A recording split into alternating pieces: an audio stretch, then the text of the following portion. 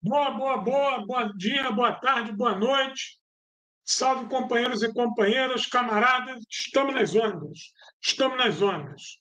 Hoje, aqui com os assinantes do canal, quero dar um salve a vocês, agradecer mais uma vez por essa ajuda maior, mais íntima, mais arraigada.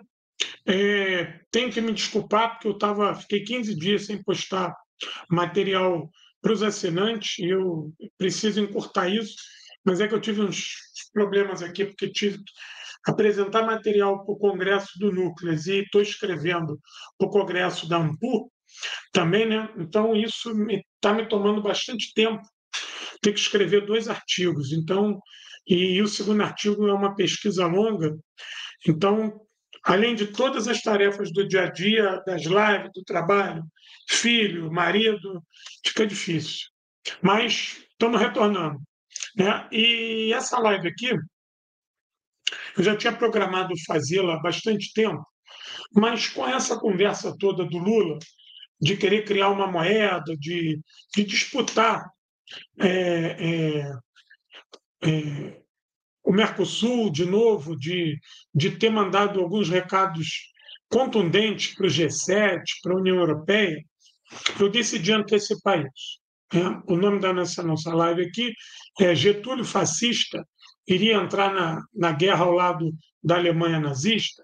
Então, são 2 perguntas que eu faço, porque elas são muito recorrentes, né? E essa acusação de Getúlio fascista, ela cresceu muito, ela surge e se desenvolve a partir da crítica dos liberais, principalmente dos liberais estrangeiros. Quem primeiro cola essa pecha no Vargas são os liberais estrangeiros, por conta do discurso do Vargas a bordo do cruzador Minas Gerais. Deixa eu pegar aqui o link, que eu vou botar aqui para vocês verem.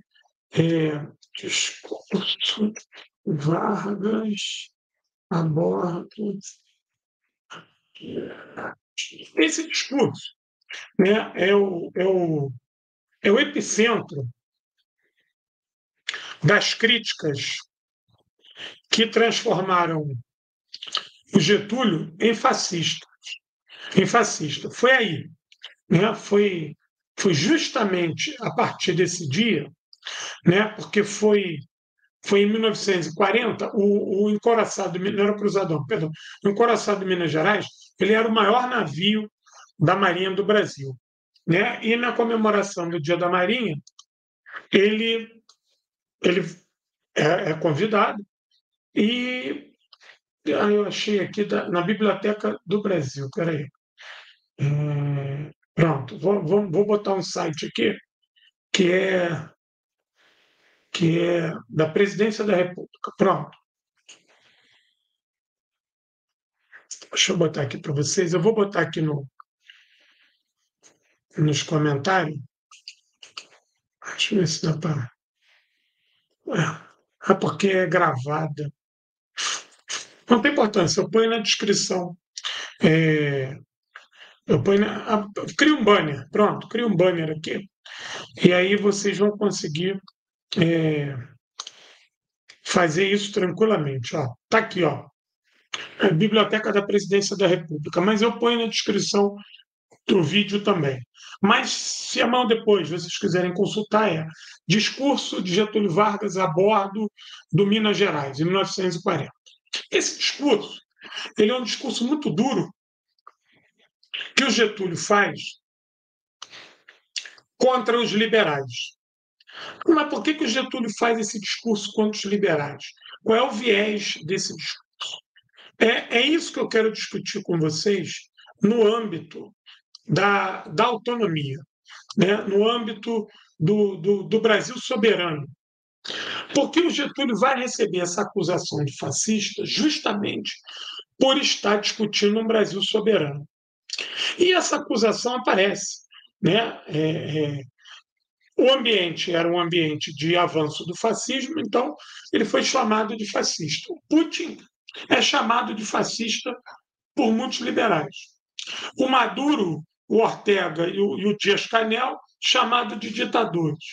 Ou seja, os liberais, com a ajuda dos veículos de comunicação, eles vão colando pechas nessas figuras, e aí a academia burguesa, o consenso burguês, a ignorância, vai tratando de cimentar isso de maneira tão vigorosa que fica difícil para você combater isso sem que você tenha uma máquina de propaganda do mesmo tamanho ou maior.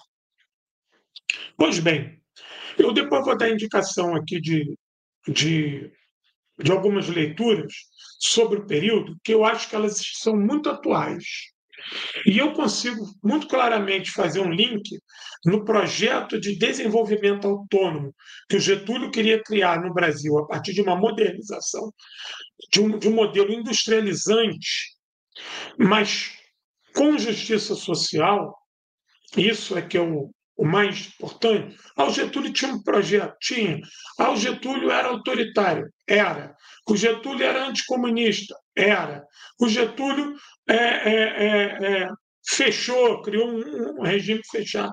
Sim. O Getúlio instituiu a censura? Sim.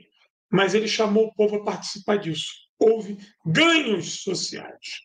E a gente tem que saber diferenciar da ditadura de um homem só, e aí vai conceito de ditadura de um homem só, e uma ditadura militar, completamente diferente. A que nós vivemos em 64 até 85 e que nós estamos cheios de filhotes dela. A primeira pergunta que a gente tem que fazer é o seguinte: por que nós estamos cheios de filhotes da ditadura militar, principalmente nos quartéis, e nós não temos filhotes da ditadura Vargas? Porque a ditadura Vargas teve o respaldo dos militares, mas o Vargas foi golpeado 2 vezes pelos militares. Será que o Vargas era mesmo fascista? Será que se o Vargas fosse fascista, ele teria ganho de presente 2 golpes, inclusive um que levou ele ao suicídio? Então, essa é a primeira pergunta que eu faço a vocês. Em 1937, o Getúlio institui o Estado Novo. Mas foi o Getúlio? Não. Isso não foi uma ideia só do Getúlio.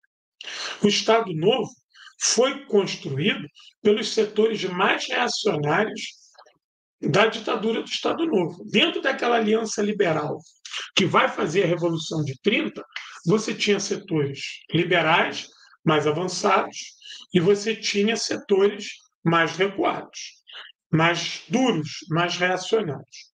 Para vocês verem que o leque era muito amplo, que o Getúlio convida Luiz Carlos Prestes para ser o chefe militar da Revolução de 30.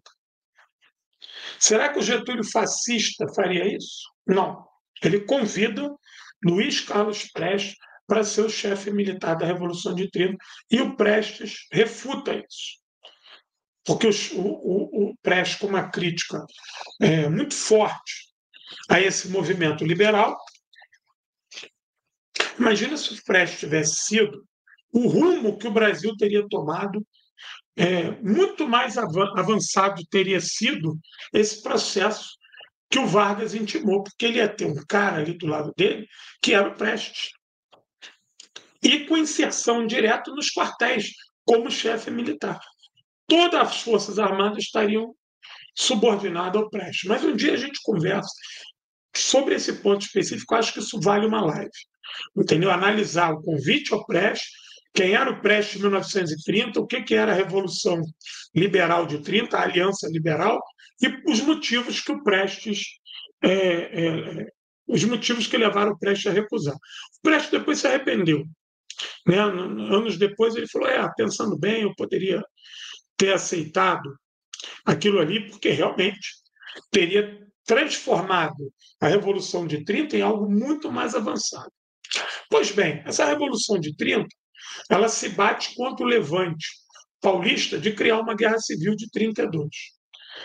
Essa Revolução de 30 A gente pode fazer uma outra live para discutir a Revolução de 30 também. Eu quero discutir a figura do Getúlio e aonde que surge a história do fascismo.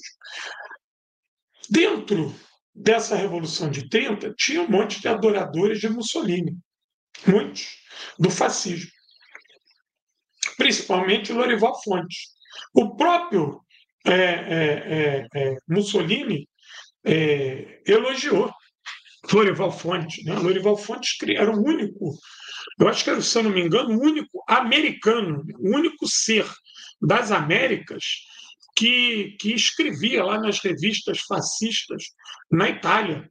Né? O Lorival Fontes ele era um intelectual do fascismo. O Mussolini dizia que os três maiores experts em fascismo eram ele, o Mussolini, o Condiciano, lá, que era o ministro dele, e o outro era Lorival Fontes no Brasil.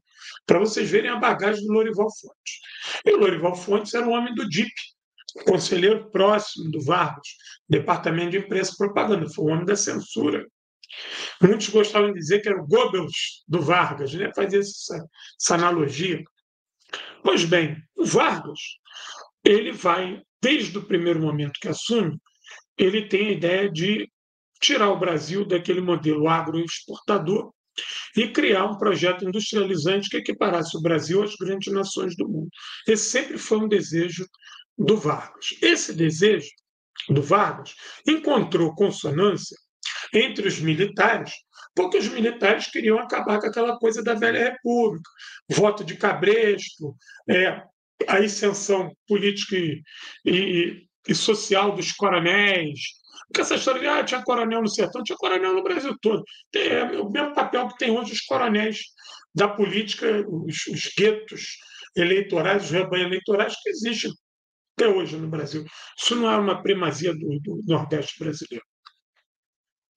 O mesmo papel que cumpriam os caudilhos lá no Sul, né? E existiam caudilhos progressistas e reacionários. Pois bem, esse Vargas, ele vai, a partir dessa missão de querer industrializar o Brasil, ele vai encontrar uma série de barreiras, principalmente na turma do café com leite, né? As oligarquias paulistas e mineiras, que se viam como liberais, olha, escravistas, ligadas à monocultura, agroexportadoras, e se viam como liberais. Que é óbvio que essas aristocracias, elas se ligavam à Inglaterra, à França e aos Estados Unidos, que elas mantinham o Brasil num processo agrário exportador que era complementar, que era interessante, era uma subordinação econômica aos Estados Unidos, à França, à Inglaterra, e o Brasil, como forte fornecedor de matéria-prima, recebia em troca os rapapés dos liberais, né? A Belle Époque, roupa, vestidos, perfumes, tudo isso era mandado para cá. E essa aristocracia tupiniquim, ela se sentia parte dessas luzes liberais, só que com uma prática econômica extremamente reacionária, ainda uma prática colonial. E a ligação deles com os veículos de comunicação no Brasil, que eram todos privados e ligados a esse capital estrangeiro, era uma coisa umbilical.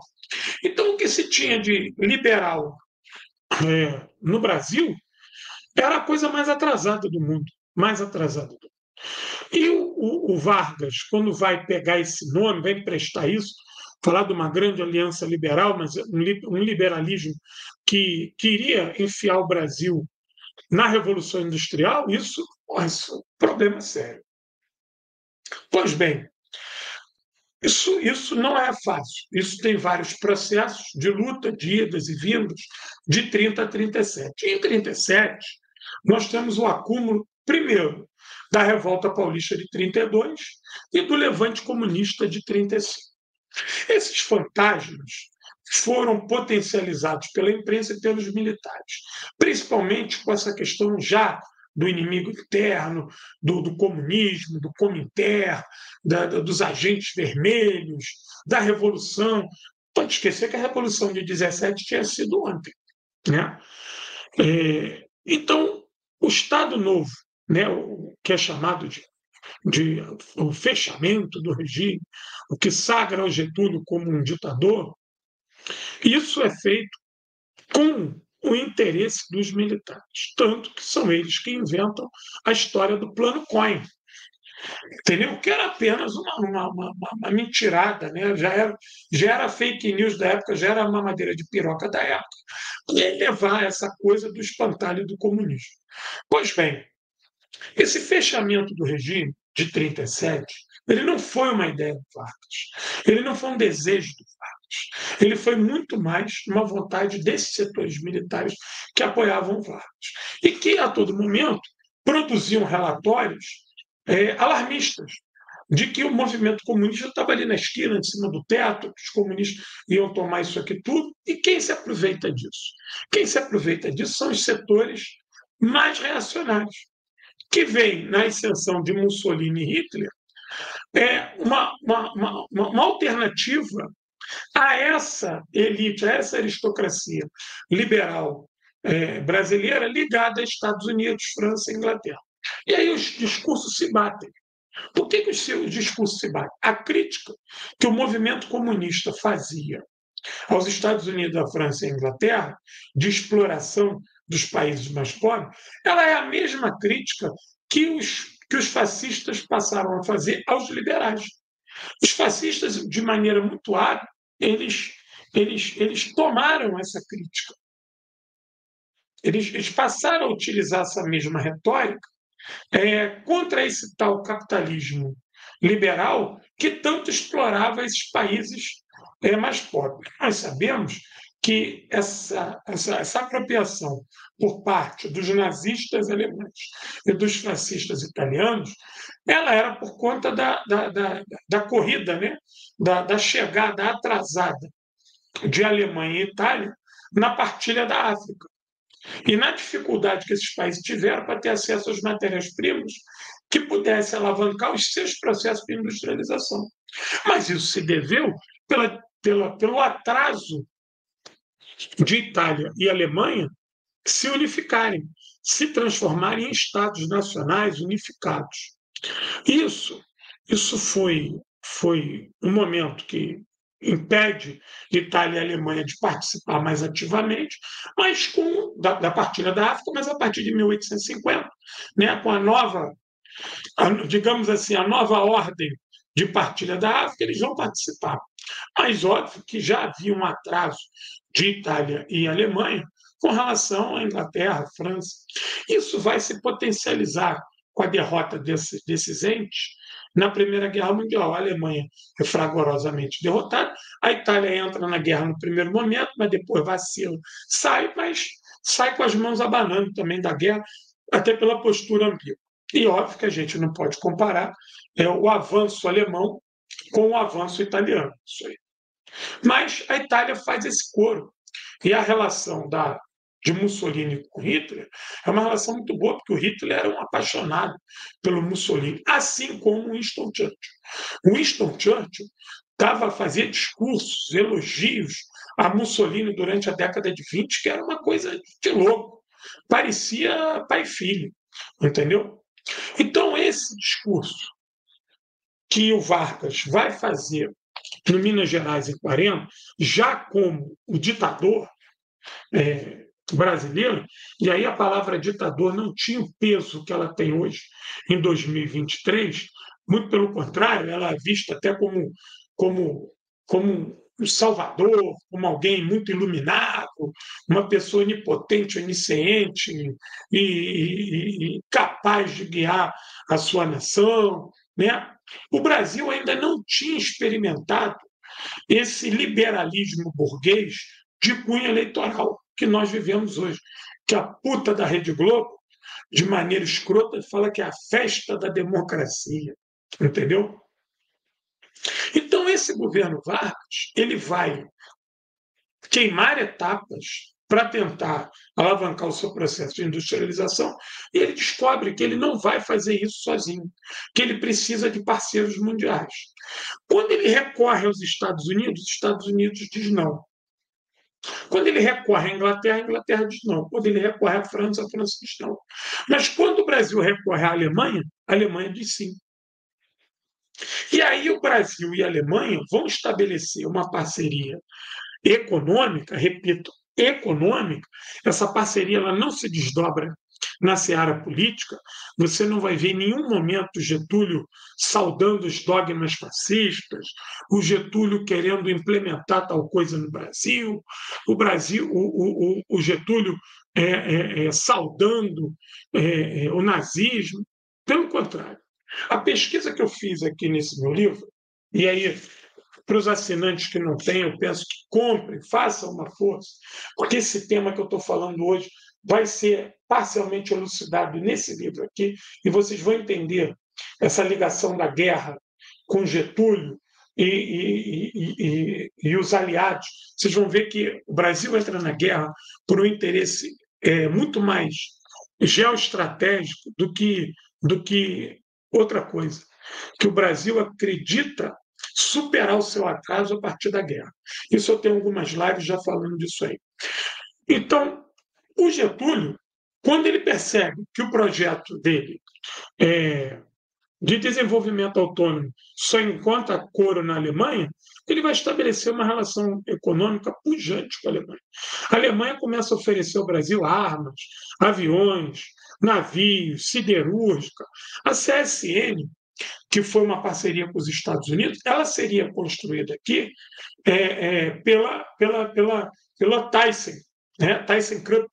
Era ela que ia construir. O primeiro projeto foi com os alemães, mas os alemães disseram que só poderiam construir aqui ao final da guerra. Eles acreditavam acabar com a guerra em 1942. Se vocês pegarem os documentos, muitos deles estão aqui, o governo brasileiro vigiava o movimento fascista no Brasil, vigiava as embaixadas alemã, italiana e húngara, romena, todos os satélites nazistas aqui no Brasil estavam sob vigilância do governo brasileiro desde 1935. Eles eram vistos como ideologias alienantes. Ou seja, a maior prova que não existia amizade, parceria, é que a polícia política brasileira vigiava, desde o final de 1934, todas essas embaixadas, todos esses diplomatas e toda a movimentação em solo nacional do Partido Nazista, dos defensores do fascismo e do integralismo, que era a versão brasileira do fascismo. Tudo isso estava vigiado. Quem quiser vir aqui no Arquivo Público do Estado do Rio de Janeiro vai achar toneladas e toneladas de documentos, inclusive com críticas. Muitos delegados de polícia, generais, que tinha muito coronel e general trabalhando para a polícia política, para o DOPS, para os DEOPS. DEOPS eram as polícias, tinha o DOPS, que era federal, e os DEOPS, que eram estaduais. A chamada Delegacia de Costumes, ordem política e social, ordem pública e social. Então, essas delegacias, esses órgãos de repressão, o DIP também, Departamento de Imprensa e Propaganda, vigiava essa gente nunca foi aceita por Vargas. Vargas nunca entendeu isso como um movimento que interessava ao Brasil. Apesar da crítica do Vargas ser muito semelhante à crítica do Mussolini, a do Hitler e também do Stalin aos liberais, a esse liberalismo econômico que visava anexar novas terras para o seu bel prazer e desgraça dos anexados. O nome disso é imperialismo. Entendeu? Mas o movimento político que permite ao imperialismo ter uma face mais amena é o liberalismo, é o liberal burguês. Esse liberalismo, o Vargas percebeu que não ia ser capaz de solucionar os problemas do Brasil, ainda mais com a guerra se aproximando. E aí tem um elemento. A tentativa de golpe contra o Vargas, feito pelos integralistas, que os integralistas eles assaltam o Palácio Guanabara, onde o Vargas morava, aqui no Rio de Janeiro, onde hoje é o Palácio do governador do estado do Rio de Janeiro, aqui na zona sul do Rio, nas Laranjeiras. É feito por uma turma de integralistas com anuência de cidadãos italianos e alemães, inclusive com o apoio das embaixadas italiana e alemã. E essa conspiração contra o Vargas tem o apoio da polícia e do exército. Tanto que a família do Vargas fica trocando tiro, depois vocês pesquisem isso aí, a família do Vargas fica trocando tiro com os invasores do palácio por cerca de 1 hora e a polícia não aparece.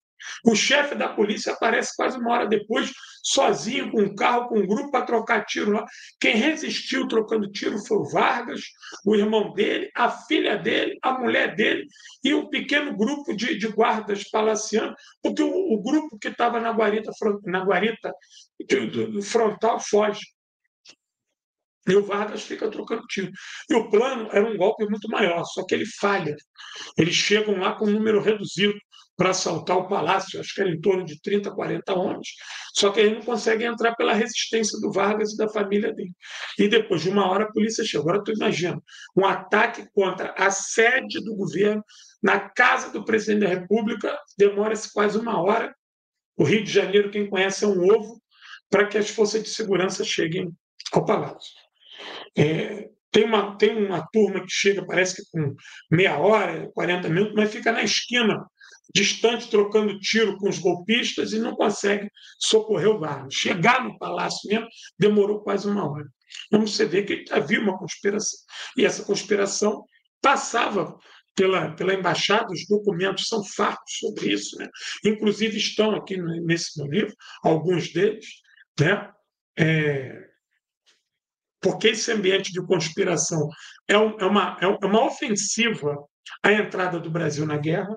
Vocês vão entender como é que a batalha de Moscou, Stalingrado e Kursk reverberava politicamente nesses setores mais reacionários, e era por isso que esses setores mais reacionários não queriam que o Vargas entrasse na guerra, porque uma aliança do Vargas com os aliados colocaria a propaganda soviética da vitória do leste aqui dentro do Brasil.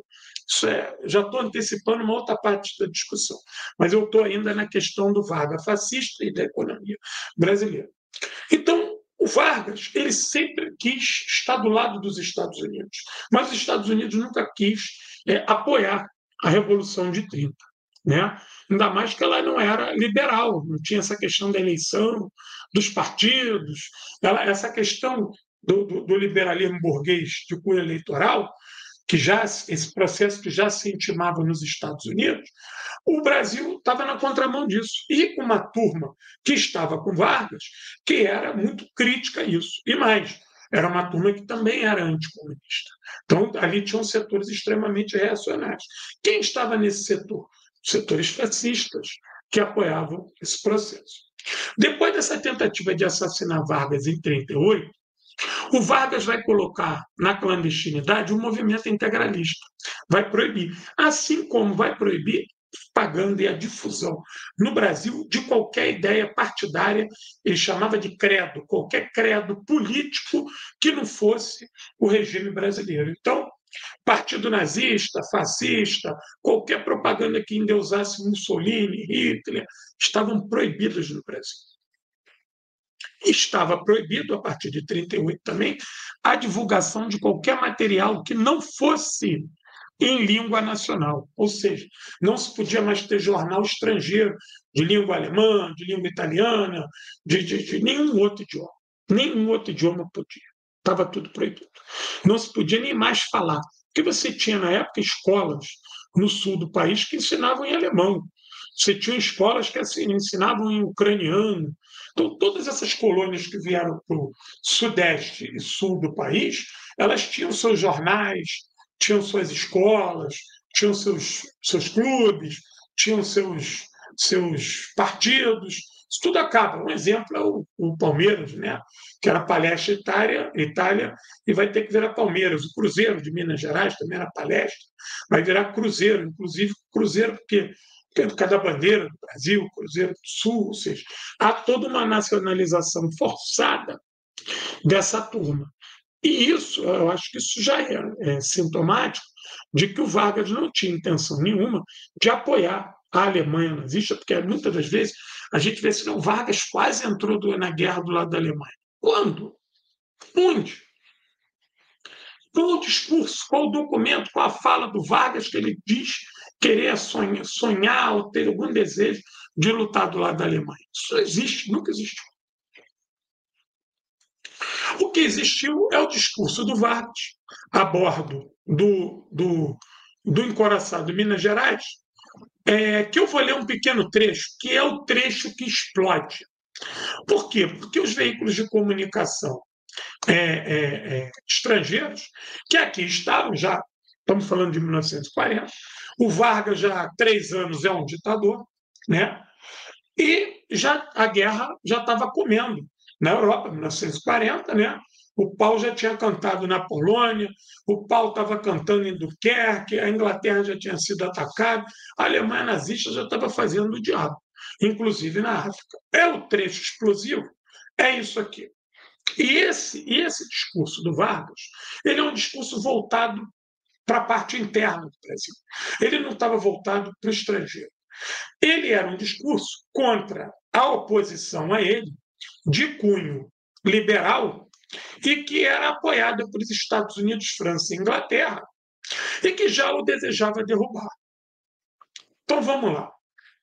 Comemoração do Dia da Marinha. Atravessamos nós, a humanidade inteira, transpõe um momento histórico de graves repercussões resultantes da rápida e violenta mutação de valores. Marchamos para um futuro diverso do quanto conhecíamos em matéria de organização econômica, social ou política, e sentimos que os velhos sistemas e fórmulas antiquadas entram em declínio. Não é, porém, como pretendem os pessimistas e os conservadores empedernidos, o fim da civilização, mas o início tumultuoso e fecundo de uma nova era. Os povos vigorosos, aptos à vida, necessitam seguir o rumo de suas aspirações, em vez de se deterem na contemplação do que desmorona e tomba em ruína. É preciso, portanto, compreender a nossa época e remover o entulho das ideias mortas e dos ideais estéreis. Passou a época dos liberalismos imprevidentes, das democracias estéreis, dos personalismos inúteis e semeadores da desordem. No dia seguinte, todas as manchetes de jornais do Brasil, na Inglaterra, nos Estados Unidos, Getúlio é contra a democracia. Muito semelhante ao que o Lula fez agora, em dizer que a democracia é relativa, e é mesmo. Esse negócio de democracia absoluta não existe, porque o que é democracia ao sul do Equador? Não podemos acreditar que essa democracia burguesa nos serve. E era essa democracia burguesa, de cunho liberal, que o Getúlio se batia, dizendo o seguinte: não, esse modelo não nos serve, esse modelo vai nos manter agrário exportador, vai nos manter subordinado às potências imperialistas. Só que esse discurso ele é palatável e pode ser um sinônimo da crítica que os fascistas italianos e alemães faziam aos Estados Unidos, Inglaterra e França por conta da Primeira Guerra Mundial, né, do Tratado de Versalhes e da ganância exploradora desses países contra os que chegaram atrasados. E aí a crítica é sempre na ótica do capital. A crítica do Vargas é uma, a crítica do Mussolini e do Hitler é outra. Mas ambas na ótica do capital. Ambas têm desejo em desenvolver os seus países, mas não estão vendo como por conta da ganância dos liberais. França, Inglaterra e Estados Unidos, que manipulavam, que controlavam, que hegemonizavam a América Latina, a África, a Ásia e a Oceania, enquanto potências imperialistas e colonialistas, negando acesso a essas matérias-primas. A diferença do Getúlio para o Mussolini e para o Hitler é que o Getúlio combatia o imperialismo. Não havia por parte do Getúlio essa visão militarista, essa visão eugenista de querer dominar um outro povo para explorá-lo, para exterminá-lo. Pelo contrário, o Getúlio pregava a concórdia da América, dos países americanos. E o Getúlio sempre se manteve em contato com todos os presidentes latino-americanos. E ele, quando ele começa a preparar os planos econômicos para o Brasil, ele acreditava que os Estados Unidos podiam ser parceiro desse desenvolvimento brasileiro. E os Estados Unidos negam isso ao Brasil. É por isso que o Getúlio vai decretar moratória no pagamento da dívida externa. Porque o Getúlio fala o seguinte: eu não tenho condição de desenvolver o Brasil de maneira autônoma pagando a dívida externa. A dívida externa é um roubo. E ele fala: nós temos que renegociar isso com outra base, com outro patamar. Então, a visão do Getúlio, a crítica ao liberalismo, se o Stalin fazendo uma crítica ao liberalismo, seria nesse patamar também. Que o liberalismo era ganancioso, era belicista, era explorador, era injusto, cruel, desumano. Era essa a crítica que o Getúlio fazia. Li aí para vocês aí, deixei o link para quem quiser. Então, essa confusão ela foi habilmente explorada, digamos assim, essa confusão não conceitual, mas uma confusão semântica, porque é muito fácil distinguir o Getúlio do Stalin, do Roosevelt, do Churchill, do Mussolini, do Hitler. O Getúlio ele preza naquele momento pela construção de um capitalismo, mas um capitalismo de cunho nacional e que promovesse justiça social. É nesse rastro que o Getúlio vai criar o sistema de saúde, né, universal, acesso à escola primária universal, alfabetização, vai criar a CLT, a consolidação das leis trabalhistas, vai avançar numa previdência que seja nacional, vai criar os institutos de previdência, vai executar uma série de obras de saneamento que nunca tinham sido feitas nas grandes capitais, obra de infraestrutura, vai começar a avançar na seara social. Pela primeira vez na história, o pobre entra no orçamento. Pela primeira vez na história, existe um projeto que se preocupava com os mais pobres. E aí, o Getúlio vai ganhar um apelido de pai dos pobres e mãe dos ricos. Isso é uma coisa que os comunistas vão fazer muito boa. O Getúlio é o pai dos pobres, mas é a mãe dos ricos, por causa, obviamente, do projeto industrializante do Vargas, que obviamente, que isso ia beneficiar uma burguesia industrializante ou uma burguesia industrializadora. Existia a benesse para esse tipo de coisa, havia um incentivo para você criar indústria. O Brasil não tinha indústria. Para vocês terem ideia, que em plena 1940, à beira da guerra, o Brasil não tinha estrada. Do Rio de Janeiro, você não conseguia ir de carro nem para o Nordeste, nem para o sul do país. Olha que absurdo. Você tinha que ir de navio. O Rio de Janeiro, a capital da República, está completamente isolada do resto do país. Foi por isso que se investiu muito em aeroportos. Por que a gente tem um monte de aeroportos? O Brasil é um dos países do mundo com o maior número de aeroportos, né? Ou aeroportos ou aerodromes. Né? Por causa disso, porque foi uma alternativa com relação à guerra. Então, existia um projeto. O projeto do Vargas era um projeto autônomo, de cunho capitalista, mas um capitalismo nacional e completamente antifascista. Porque o Getúlio, a todo momento, apoiou a entrada dos Estados Unidos na guerra. Quando os Estados Unidos é bombardeado, quando os Estados Unidos é atacado, está aqui no livro isso, os documentos, em Pearl Harbor, quando há o ataque japonês a Pearl Harbor, imediatamente o Getúlio solta uma nota de solidariedade aos Estados Unidos e congela todas as relações diplomáticas do Brasil com os países do eixo. Congela.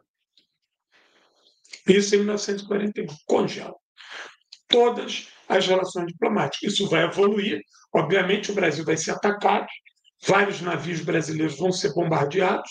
Ao todo, nós vamos perder 35 navios, 33 mercantes e 2 de guerra. Não, perdemos um de guerra, o outro foi avariado, mas não foi afundado.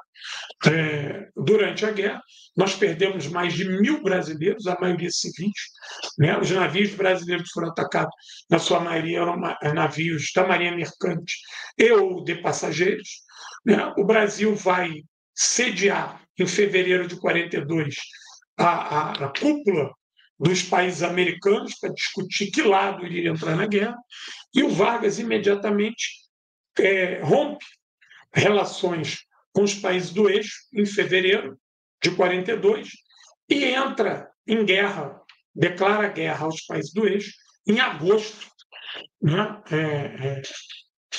decretando a aliança do Brasil com o bloco aliado, né? E em agosto, em julho de 1943, é criada a FEB, a Força Expedicionária Brasileira, é criada a FAB, a unidade de Sentapu, que vai para a Itália, e começa o reforço da nossa Marinha de Guerra e todos os preparativos para a entrada do Brasil na guerra. Um país como o Brasil, com dimensões continentais, ele precisava fazer da guerra uma plataforma de desenvolvimento. E foi o que o Vargas fez.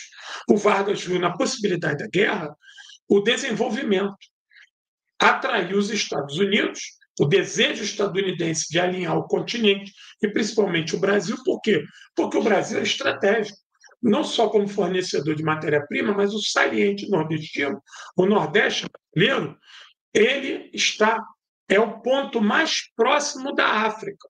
Então, foi no Nordeste brasileiro que foi criado o trampolim da vitória. Foi por onde as tropas aliadas atacam a África e de lá vão se criar condições para a Operação Torch, para a invasão da Sicília. Então, o Brasil ele era visto como a galinha dos ovos de ouro para a guerra. Até 1945, o Brasil era badalado como ter sido o país mais importante no Ocidente por conta de ter entrado no campo aliado e ter permitido a criação de bases aeronavais no Nordeste para ajudar na patrulha do Atlântico. Entenda bem, o Brasil era aliado da Alemanha. O Brasil negociava com a Alemanha em marco reversível. O Brasil vendia algodão, dava algodão por avião. O Brasil dava minério e recebia torno e fresa. O Brasil dava linhaça e recebia carro.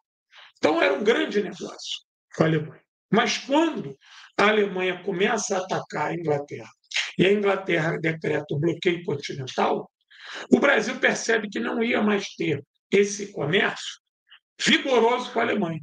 Então, ele se volta para o ambiente aliado. Ele compra a ideia de que o continente americano tinha que estar todo alinhado em defesa dos seus entes e que não poderia ser atacado e que nem permitir que ninguém do continente fosse atacado. Então, o Brasil rumaria para onde o continente americano rumasse. Esse desejo sempre foi de Vargas. Vargas sempre ressaltou o papel dos Estados Unidos. É por isso que a relação Roosevelt-Vargas vai crescer a ponto do Roosevelt vir ao Brasil. Eu já falei isso aqui em outras lives para a turma que está nova aí. O presidente Roosevelt, em plena guerra, ele vai a Casablanca se encontrar com Churchill para a reunião de Casablanca. Vindo de Casablanca, o presidente Franklin Roosevelt, ele era um homem idoso, doente, ele tinha problema de poliomielite, ele não andava sem muleta, a maioria das vezes ele estava em cadeira de roda, ele tinha uma saúde muito frágil, já tinha uma saúde frágil por conta da doença, mas também pela idade. Ele pega um avião, sai dos Estados Unidos, vai a Casablanca, no Marrocos, na África, participa dessa reunião e volta, atravessa o Atlântico infestado de submarino alemão e vai no Rio Grande do Norte encontrar o presidente Vargas. Nesse encontro com o presidente Vargas, na frente de toda a imprensa, e isso Franklin Roosevelt desejava vir falar com o Vargas, ele já tinha feito vários convites ao Vargas para ir aos Estados Unidos, o Vargas disse que não iria, não poderia deixar o Brasil. Naquele momento, que eu quero dar outra notícia para vocês, está aqui no meu livro, o Brasil tinha várias ameaças de golpe de Estado.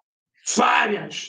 De 41 a 45 foram várias informações, documentos, quebra de grupos sediciosos, principalmente nos núcleos das Forças Armadas, de grupos de orientação fascista que eram da área das polícias e das Forças Armadas. Por que esse desejo de golpear o Vargas? Porque quando Vargas põe os integralistas na clandestinidade, quando ele manda reprimir toda e qualquer propaganda fascista, nazista ou do Japão aqui dentro. E quando ele, a partir de 42, decide não só apoiar a guerra, mas entrar na guerra, ele se livra de toda aquela velha guarda fascista que apoiou ele em 30 e que conspirou para o Estado Novo de 37. Então, em 42, toda essa turma aí, Lorival Fontes, todos esses caras mais reacionários, ligados ao aparato repressivo e de orientação extremamente ideológica, reacionária, o Getúlio vai tirando do governo. Por quê? Porque a oportunidade que ele tinha de, ao se unir aos Estados Unidos, a partir das promessas do Roosevelt de grande investimento no Brasil, ele percebe o seguinte: o ambiente agora é outro. Eu vou industrializar essa porra, eu vou educar o povo. A gente vai viver no Brasil um capitalismo de cunho mais humano. Era as falas dele. Com justiça social. A gente vai conseguir estancar a miséria desse país. E o nosso desenvolvimento vai ser autônomo. Porque o Roosevelt é meu parceiro, a guerra está aí, eles precisam do Brasil e a gente precisa do maquinário deles e vamos embora. E mais, ele acredita que mandando o Brasil para a guerra, ele iria profissionalizar as Forças Armadas brasileiras para que elas tivessem ao alcance dos grandes conflitos mundiais. Porque ele sabia que o Brasil precisaria ter uma Forças Armadas capaz de resistir aos novos tempos, porque esse desenvolvimento autônomo brasileiro iria ensejar inveja continental e extracontinental. Ou seja, ele sempre confiou desconfiando dos imperialistas e até mesmo das parceragens dele com os Estados Unidos. Voltando ao Roosevelt, que veio ao Brasil em 1943, na frente da imprensa, o presidente Vargas parabeniza o Roosevelt pelo New Deal, que foi ele que tirou os Estados Unidos da crise de 29. E a crise de 29 era a principal área de conflito com esses novos regimes que estão surgindo. Ah lá, está vendo lá, o regime liberal deles não funciona, vive de crise. Eles apagam a crise deles roubando a gente, saqueando a gente. Então, o Getúlio ficou muito entusiasmado com o New Deal.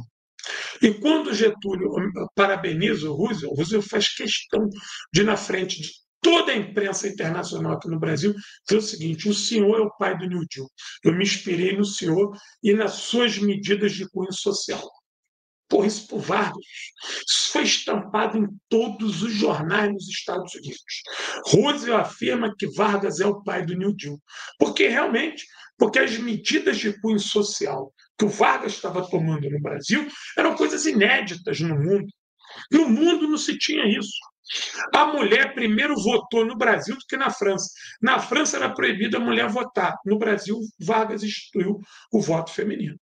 Entendeu? Claro que ela votava, mas praticamente não era votada, mas já era um avanço. Na França, a mulher ainda não votava, no Brasil votava. A França do Liberté, Égalité, Fraternité, que tem a liberdade à frente lá daquele cartaz famoso, não votava, mas no Brasil o Vargas vai instituir isso. E o Vargas vai se bater falando do novo povo, né? Do Brasil mestiço, do Brasil de nova monta, que depois o professor Darcy Ribeiro vai rebentar nessa definição antropológica do Brasil como um país do novo milênio, de uma raça de novo milênio, de uma raça cafusa, mameluca e bonita, e que ensejou também algumas críticas quando o Vargas, quando o Darcy, anos depois, vai falar do socialismo moreno, e aí isso vai ser tratado como se fosse uma espécie de revisionismo, e não era. Outro dia a gente fala do socialismo moreno do Darcy Ribeiro. Perdoa o Darcy, que o Darcy tinha essas viagens. Então, o Vargas ele segue um cronograma de repressão ao fascismo muito semelhante ao que acontecia nos Estados Unidos. A gente não pode esquecer que os Estados Unidos era um dos países com o maior número de integrantes no Partido Fascista fora da Alemanha, junto com o Brasil. A gente não pode esquecer que figuras como Henry Ford era um grande adepto do Partido Fascista. O pai do Kennedy era diplomata e um grande entusiasta do fascismo. Defendia a aliança, abertamente a aliança dos Estados Unidos com a Alemanha fascista. Então, o Vargas ele vai combatendo essa velha guarda reacionária em fatia. Conforme o Brasil vai se alinhando na guerra, conforme o Brasil vai se envolvendo no campo aliado, o Vargas vai aproveitando a guerra para industrializar o país, para desenvolver o país e para se livrar desse entulho fascista que fazia parte do governo. E aí, obviamente, toda todas as medidas de cunho repressivo e repressor que o Vargas utilizou, é óbvio que a gente não pode botar só na conta dos outros. O Vargas era uma pessoa autoritária. Vargas era uma liderança autoritária. Era uma liderança anticomunista. Isso não era. Mas isso é uma transição. Tanto que, em 1945, o Vargas é golpeado pelos militares. E o Vargas, de 1954, é um Vargas que vai ser apoiado por Luiz Carlos Prestes. Já em 1945, o Partido Comunista, assim que sai da clandestinidade, apoia a Constituição de 1945 com Vargas presidente. Você vai ver a foto do Prestes com Vargas. Inclusive, eu tenho 2 lives aqui no canal. A turma que é interessada nessa parte, dá um rolé nas lives mais antigas, que eu estou explicando isso em minúcias. Então, não cola chamar o Vargas de fascista, e em nenhum momento se sonhou na cabeça de Vargas alinhar o Brasil à Alemanha. Existia, sim, por parte dos militares brasileiros, principalmente da Marinha, inclusive do Dutra, do general Dutra, que era o ministro da guerra do Vargas, que o Brasil não entrasse na guerra. Que eles diziam que era uma aventura e que era uma loucura. Por quê? Porque eles acreditando que o Brasil, ficando neutro, seria um apoio tácito à Alemanha nazista, coisa que foi feita pela Argentina e pelo Chile. Então, o sonho dos fascistas brasileiros, o sonho dos fascistas brasileiros na área militar e política era que o Brasil ficasse neutro. Quando o Vargas rompe isso, quando o Vargas diz não, nós vamos entrar do lado dos aliados, isso é um turbilhão, porque eles começam a falar o seguinte: não, se o Brasil entrar do lado dos aliados, a propaganda comunista vai começar a transitar no Brasil. É aí que entra meu livro. O meu livro explica como é que o anticomunismo é usado para evitar que o Brasil entre na guerra e é usado para manter o Vargas nesse anteparo anticomunista. Só que em 1945 o Vargas percebe que isso não era mais viável, isso não era mais possível. E que o comunismo não era aquele bicho de 7 cabeças que havia tentado tomar o poder em 1935. Que a conjuntura era outra. Nós podemos observar que a União Soviética ganha a guerra. A União Soviética está com a sua popularidade em alta. O Brasil, inclusive, restabelece relações diplomáticas com a União Soviética, coloca a embaixada soviética aqui, cria uma lá e tira o Partido Comunista Brasileiro da clandestinidade. Então, isso são detalhes que só foram possíveis, preste atenção, isso só foi possível por quê? Porque o Brasil entrou na guerra e porque o Brasil tinha um projeto. O projeto do Brasil era o projeto guerra, era um projeto industrializante. Eu quero colocar aqui a primeira obra. Eu separei 3 livros para vocês entenderem bem isso aí. Entendeu? Ó, o primeiro livro é esse aqui. Ó. O primeiro livro é esse aqui. Deixa eu ampliar aqui um pouquinho. O Brasil vai à guerra, Ricardo Centeifos. O processo de envolvimento brasileiro na Segunda Guerra Mundial. É um livro importantíssimo para a gente poder compreender isso que eu estou falando. O outro livro é do Hélio Silva. Todos os livros do Hélio Silva sobre a guerra são ótimos, mas eu separei o 1942, Guerra no Continente, que é quando a unicidade continental, né? Quando o Brasil lidera isso. Isso é uma coisa que os Estados Unidos pedem que o Brasil seja a maior liderança na América Latina e que chame o continente latino-americano todo para entrar em guerra contra o fascismo. Isso acontece em todo o continente, menos na Argentina e no Chile. Né? E o outro, do Hélio Silva, é 1944, o Brasil vai à guerra. Então, são 3 livros que vão nos ajudar bastante a compreender a entrada do Brasil da guerra e afastar essa história de que o Getúlio era fascista. A gente não pode confundir as ações anticomunistas, autoritárias, até certo ponto reacionárias, que ele tomou contra o Levante de 1935, contra os comunistas, como sendo uma questão ideologicamente fascista. Não pode, não podemos. Conceitualmente, historicamente, não podemos. Seria leviano da nossa parte fazer isso. E eu falo isso para vocês como comunista. Falo isso para vocês como um historiador de orientação marxista-leninista, que não me furto de fazer críticas ao governo Vargas, mas também de trazê-lo para o seu lugar original, não para um local de falsificações. Né? Eu tenho muito respeito pelo Vargas, principalmente pelo segundo governo Vargas, que é um governo popular, é um governo democrático popular, com apoio popular fantástico. O fato de ele ter dado um tiro no peito mostrou uma hombridade dele, deteve o golpe dos militares em 54, e quando Vargas intima esse processo de criação do trabalhismo, né, que depois o Brizola vai chamar de caminho brasileiro do socialismo, aquilo ali nada mais é do que um nacionalismo que transita de forma revolucionária na nossa sociedade.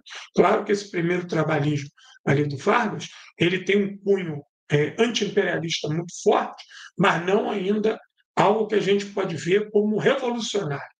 Mas depois, na mão de Brizola e de todos aqueles colaboradores do governo João Goulart, aquilo é visto como um instrumento revolucionário. Não à toa, quando houve a redemocratização do Brasil, o PTB, não, quando o Brizola pede a sigla do PTB, é negado ao Brizola, não se permite, que cria lá aquela história lá da Ivete Vargas.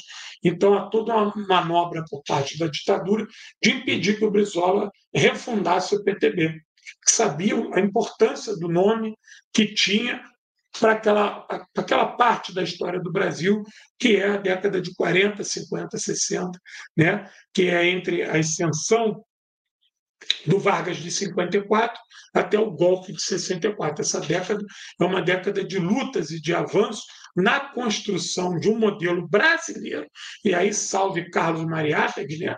um modelo brasileiro de luta, de desenvolvimento, de constituição de uma identidade política, social, que vai forjar lá na frente uma verve revolucionária, anti-imperialista, e que, óbvio, vai trabalhar, vai tabelar com o Partido Comunista e vai beber na fonte desse marxismo-leninismo trazido pelo Partido Comunista do Brasil para o nosso país. Então, essa simbiose política, essa vontade do Vargas de criar um governo popular e anti-imperialista, não pode ser confundida com o fascismo.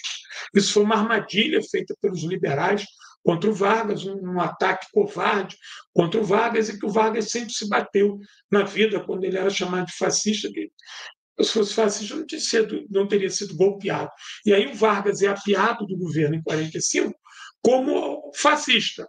E o general Dutra e todos aqueles militares germanófilos que queriam que o Brasil não entrasse na guerra são vistos como salvadores da pátria, democratas, amigos dos Estados Unidos. Vai ter todo aquele congressamento de Dutra com Truman, e aí você tem a entrada do Brasil na doutrina Truman, e isso é visto como democrático. Eles vão botar o Partido Comunista na clandestinidade, caçar o mandato dos deputados comunistas, né? E são vistos como democratas. E o Getúlio, que depois traz o Partido Comunista de volta para a legalidade e está junto com o Prestes, e o Prestes junto com ele, é visto como um ditador fascista. Então, essas confusões históricas, muito bem planejadas pelo capitalismo, por esse liberalismo escroto, por essa imprensa vendida, pelo capital estrangeiro, nós temos que refutar. Eu não aceito isso. Chamo Getúlio de ditador, de autoritário, de anticomunista, de reacionário, pode chamar ele disso, que isso é o que é. Mas fascista não. Existe uma escala muito gigante para afastar o Getúlio do fascismo. Se ele fosse fascista, ele não teria incorporado uma série de leis e sociais que nós estamos lutando aí até hoje. O que é a gente querer cancelar a reforma da Previdência, a reforma trabalhista e a reforma do ensino médio? Né? Porque nós estamos resgatando a CLT de Vargas. Se isso não fosse importante, o Temer e o Bolsonaro não tinham destruído isso. Bom, eu dei a dica desses 3 livros aí. Vou deixar aqui com vocês para os companheiros e companheiras que quiserem ajudar o canal. Por favor, qualquer quantia, R$1, 50 centavos, 10 centavos.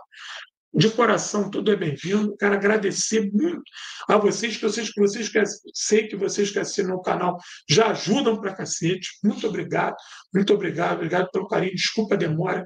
Semana aí já vai ter mais live. E quero deixar aqui, aproveitar para deixar aqui, ó, a propaganda do nosso material aqui, né?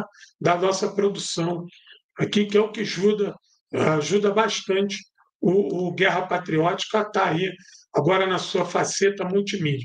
Quem não comprou, compra nossas plaquinhas aí, tem várias plaquinhas, Berlim, Leningrado, Stalingrado, Kursk, Moscou e Sebastopol, CCCP, que são as placas réplica das placas da Segunda Guerra Mundial. São réplicas da sinalização da Segunda Guerra Mundial. Havana, Pyongyang, Beijing, Ho Chi Minh e Al-Quds. Al-Quds é Jerusalém, que são réplicas das sinalizações dessas cidades. Aqui está o meu livro, Exército Vermelho na Mira de Vargas, que conta a segunda parte dessa live de hoje, R$70 com frete grátis para todo o Brasil.